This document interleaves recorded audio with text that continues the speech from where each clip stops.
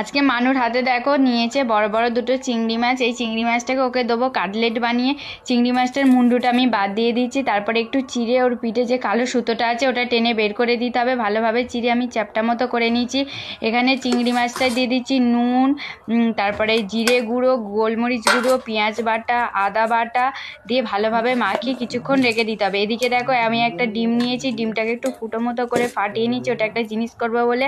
তারপরে এদিকে আমি টোস্টের গুঁড়ো নিয়েছিলাম, সেটা ভালোভাবে মাখিয়ে রেখে দিয়েছি। চিংড়ি মাছটা ডিমের গোলায় ডুবিয়ে ভালো করে টোস্টের গুঁড়ো মাখিয়ে এপিট ওপিট ভালো করে দুকোট মাখিয়ে নিচ্ছি। তেলটা গরম হতে বসিয়ে দিয়েছিলাম, তেলটা তারপরে ছেড়ে দিচ্ছি, কিন্তু কিছুক্ষণ আমাকে ফ্রিজে আমি রেখে দিতে হয়েছিল। তারপরে দেখো আমি এতে পেঁয়াজ নিয়ে খেয়ে দেখছি যে আমার তো খেতে খুব ভালো লেগেছে। মানু আজকে খেয়ে টেস্ট করলো না, আমাকেই করতে হলো। ভিডিওটা ভালো লাগলে চ্যানেলটা সাবস্ক্রাইব করো, লাইক কমেন্ট শেয়ার করো, টাটা।